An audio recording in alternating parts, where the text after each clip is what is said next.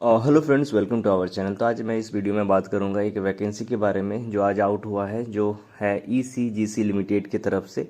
ECGC का full form होता है एक्सपोर्ट क्रेडिट गारंटी कॉरपोरेशन। ये एक गवर्नमेंट ओन्ड पब्लिक एंटरप्राइजेस है, ठीक है। तो इसमें वैकेंसी आया है।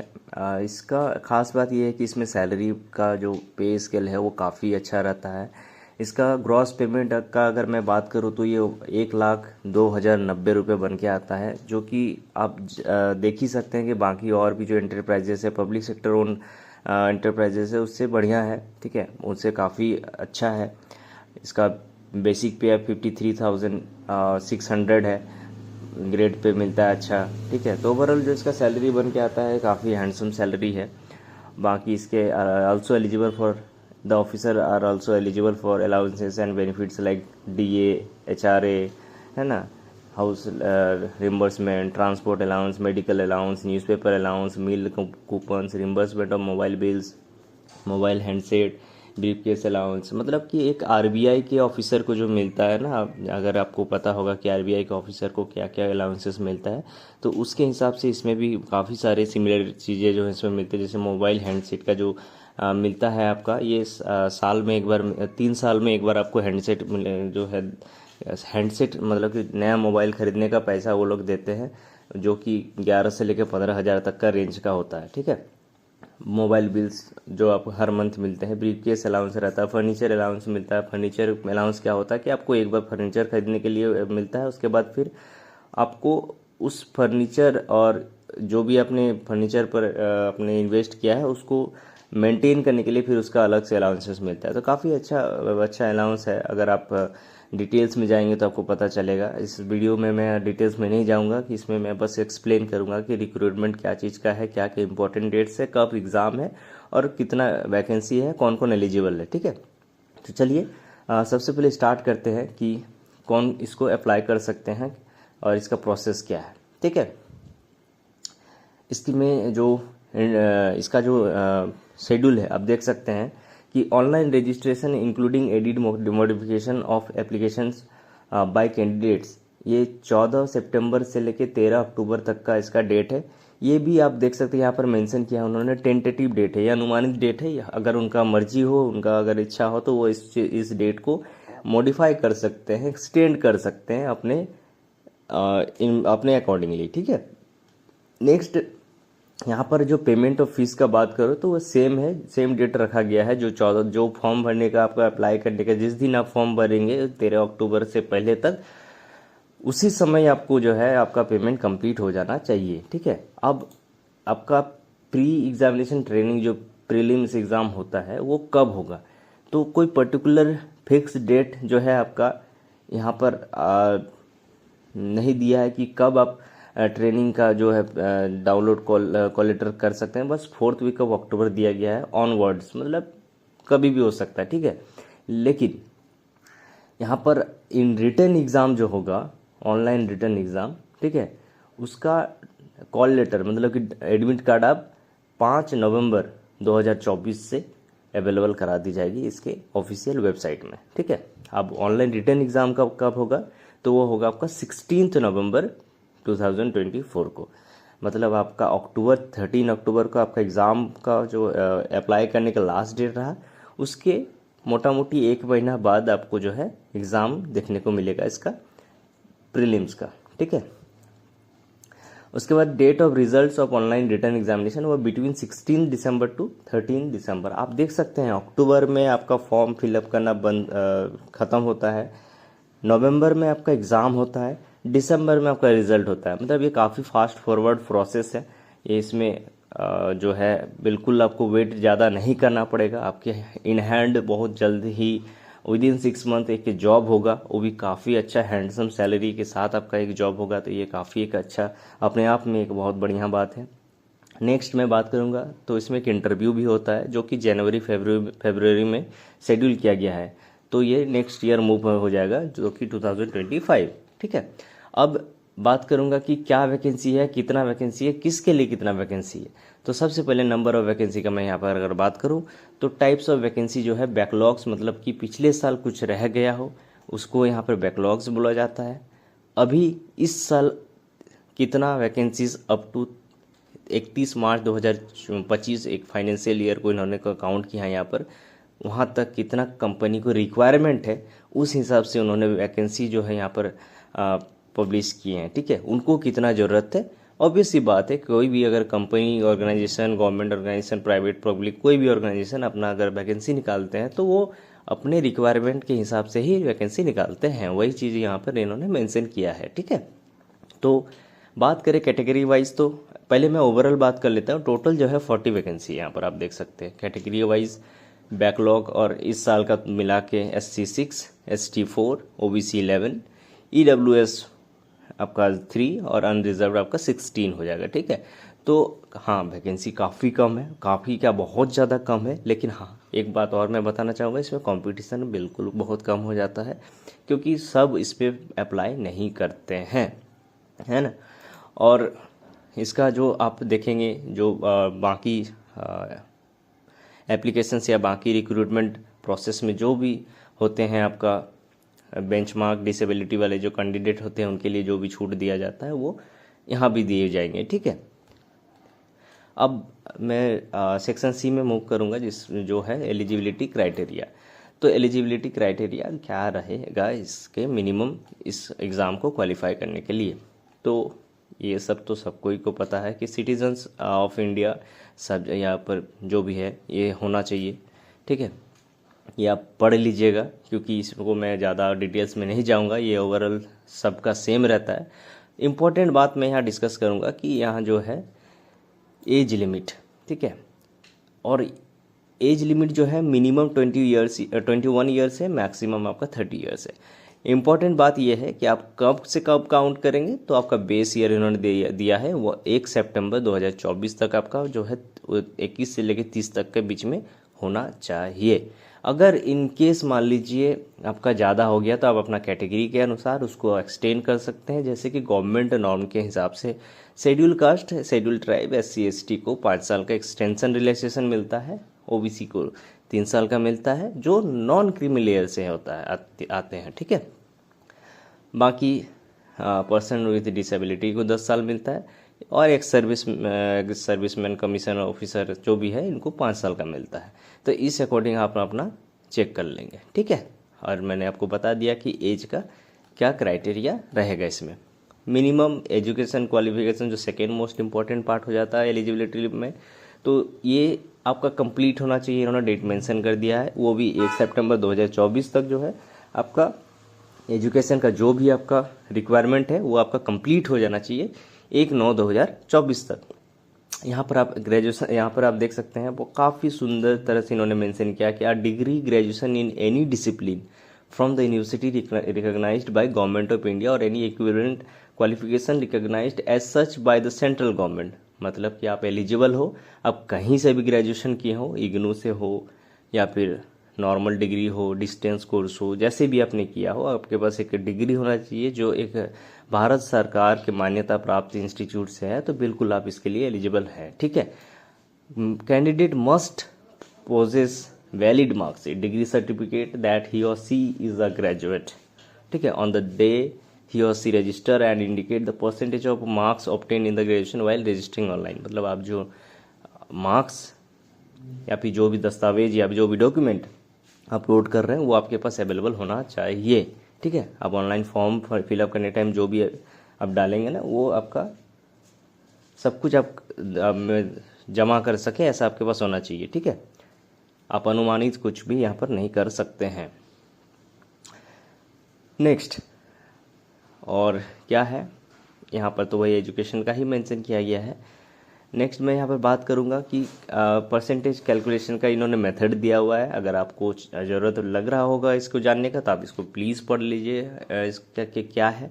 ठीक है, मैं इसमें बात नहीं करूँगा क्योंकि ये ओवरऑल सबको पता होता है। ठीक है, बाकी किसको आपको यहाँ पर जो है रिजर्वेशन मिलेगा other than SC ST OBC, जैसे बेंचमार्क डिसेबिलिटी हो गया या फिर लोकोमोटरी, उनके लिए अलग अलग से जैसे रहता है ना, किसी को जैसे डिसेबिलिटी अलग अलग तरह का होता है, तो आप देख लीजिएगा इसको। ठीक है, यहाँ पर विजुअल के लिए भी वही सेम दिया हुआ है, हियरिंग के लिए दिया हुआ है, तो ये सेम चीज़ है। ठीक है, आप उसको ध्यान में रख के अपना फॉर्म फिलअप कीजिएगा।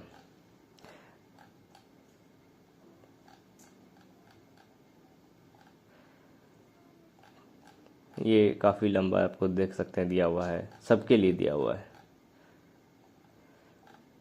अब रिक्रूटमेंट प्रोसेस के बारे में बात करूंगा कि क्या प्रोसेस रहेगा, क्वेश्चन का पैटर्न क्या रहेगा। काफ़ी इंपॉर्टेंट है क्वेश्चन का पैटर्न जानना, बिना पैटर्न जाने आप कैसे किसी फॉर्म को अप्लाई कर सकते हैं। ठीक है, तो ये an online screening examination consisting of 2 papers, ध्यान रखिएगा 2 पेपर्स होंगे। A multiple choice question of 200 marks followed by descriptive paper of 40 marks will be held. मतलब कि 2 सेक्शन होगा, एक MCQ होगा जिसमें 200 मार्क्स होंगे, एक डिस्क्रिप्टिव पेपर होगा जो 40 मार्क्स होंगे। ठीक है, मतलब 240 मार्क्स यहाँ पर आप देख सकते हैं, दिख रहा है आपको। अब मैं आपको डिटेल्स में दिखा लेता हूँ। ऑब्जेक्टिव टेस्ट जो कि MCQ होते हैं, 4 ऑप्शन रहते हैं, आपको एक क्लिक करना होता है। नेम ऑफ द टेस्ट हो गया, reasoning ability, number of question 50, maximum of marks 50, एक question 1 marks, duration 40 minute. English question, English language 40 question 40 marks 30 minute. सब में जितना नंबर ऑफ क्वेश्चन उसका 10 मिनट आप कम कर लीजिए। ठीक है, computer knowledge 20-20 10 minute. General awareness 40 question 40 marks 20 minute. यहाँ पर समय और थोड़ा 10 मिनट कम कर दिया गया है, 50% समय दिया गया आपको, 40 क्वेश्चन 20 मार्क्स 20 मिनट। ठीक है, क्वांटिटेटिव एप्टीट्यूड जो मैथ्स है, क्वांट्स है, उसमें 50 दिया है। एक बात आप यहाँ पर ध्यान दीजिएगा, ये क्वांटिटेटिव एप्टीट्यूड उनको बहुत अच्छा से आता होगा जो बैंकिंग का प्रिपरेशन करते हैं।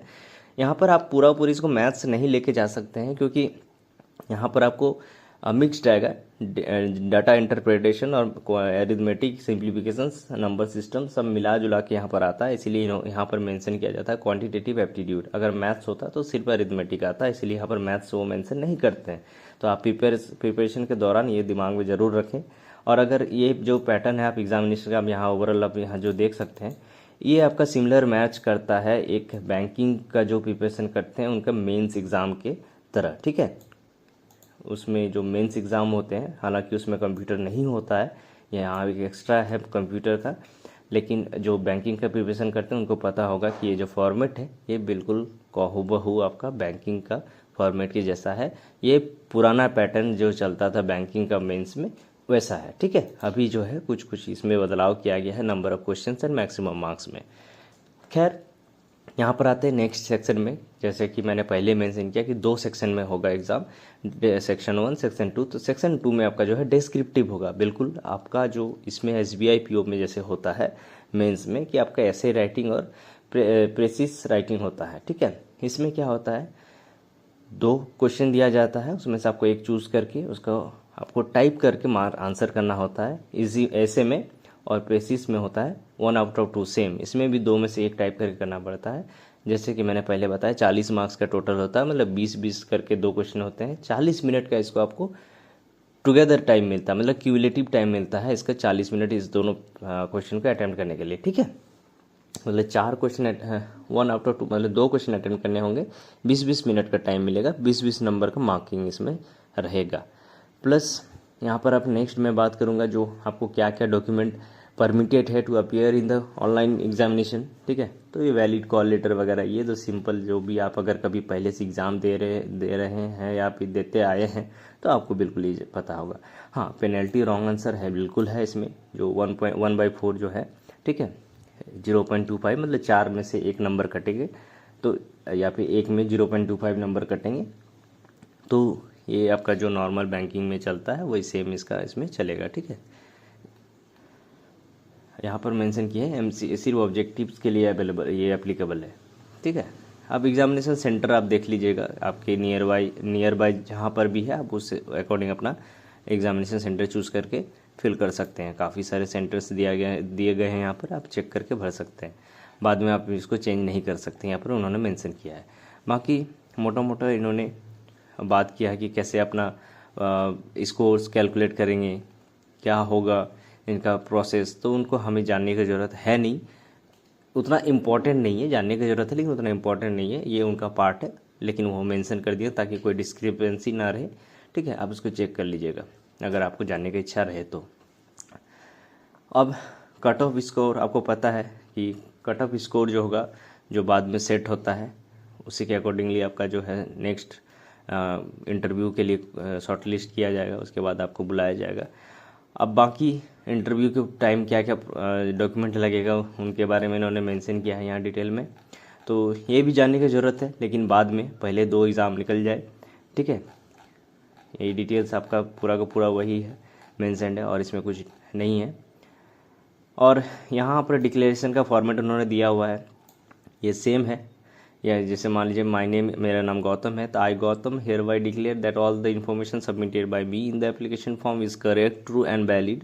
आई will present the supporting documents as and when required, ठीक है। ये सेम जो बैंकिंग का फॉर्मेट चलता है वही फॉर्मेट है। हाँ, यहाँ पर इंपॉर्टेंट एक बात मैं करना चाहूँगा यहाँ पर कि फ़ीस क्या लगेंगे सर, ठीक है। तो फीस जो है यहाँ पर 175 रुपया, 175 for SC ST PWD candidates, ठीक है। ये एक इंटीमेशन चार्ज इनको सिर्फ देना पड़ेगा और इनको इंटीमेशन चार्ज के साथ OBC जनरल को 900 रुपया देने होंगे, ठीक है। तो 900 general OBC, SC ST PWD 175, ठीक है। ये फीस रहेंगे आपके। और कुछ ऐसे स्पेशल रिक्वायरमेंट इन्होंने नहीं दिया है। हाँ, सारा पेमेंट जो है ऑनलाइन होगा, ये ध्यान रखें। मैं बता रहा था कि इसमें कुछ स्पेशल रिक्वायरमेंट नहीं है कि इसमें स्पेशल कोई एलिजिबिलिटी चाहिए या फिर ऐसा एजुकेशन चाहिए 50%, कोई परसेंटेज का रिक्वायरमेंट नहीं है। तो आप बिल्कुल, अगर आप फ्रेश ग्रेजुएट हो या फिर एक्सपीरियंस ग्रेजुएट हो, आपने पहले कभी फॉर्म भरा हुआ है, आपको पता है कैसे भरा जाता है, तो बिल्कुल आप भरें। काफ़ी अच्छा जॉब है, काफ़ी अच्छे जगह पर पोस्टिंग मिलती है इसका, पब्लिक डीलिंग काफ़ी कम होते हैं इसमें, ठीक है। नेक्स्ट, आपका सैलरी तो आपको पता है कि एक बैंकिंग का जितना भी बैंक है सब बैंक से ज़्यादा सैलरी है RBI को छोड़ के। तो आप यहाँ पर एक गाइडलाइन जो है, ये फोटोग्राफी में अपलोड करने का, signature, thumb impression and handwritten declaration upload करने का, ये फॉर्मेट ज़रूर पढ़ लें। इसमें साइज़ का पता चलता है, क्योंकि साइज़ अगर आपका उस अकॉर्डिंग नहीं होगा जो मेंशन्ड है तो फिर वहाँ पर आपका अपलोड नहीं होगा, ठीक है। तो ये आप ज़रूर देख लें। और ये आपका जो स्क्राइब लेने के लिए होता है और बाकी जो candidate ongoing schedule tribe SC ST हर क्लेम करने के लिए होता है उसके लिए, ठीक है। तो ये अगर आप जिसको ज़रूरत है वो आपका ये फॉर्मेट देख सकते हैं। बाकी इनकम सर्टिफिकेट वगैरह, ये EWS, मतलब सबका क्या क्या बाकी सब में क्या क्या लगेगा उसका फॉर्मेट दिया गया है इन्होंने यहाँ पर, ठीक है। तो ओवरऑल मैंने आपको बता दिया टोटल जो क्या ओवरऑल एक ओवरव्यू है इस पोस्ट का, इस वैकेंसी का, जो कि है export credit guarantee corporation limited. आप बिल्कुल अगर एलिजिबल हो तो आप भरें, और जो भी एलिजिबल हो अगर उस तक ये वीडियो नहीं पहुंचा है तो आप उनको ज़रूर वीडियो इसको शेयर करें। और अगर आप नए हैं तो चैनल में सब्सक्राइब करें, ताकि मैं नए वीडियो के साथ, नए कुछ अपडेट के साथ आपके साथ दोबारा आऊँ। तब तक के लिए मिलते हैं नेक्स्ट किसी अपडेट में। Thank you, bye bye.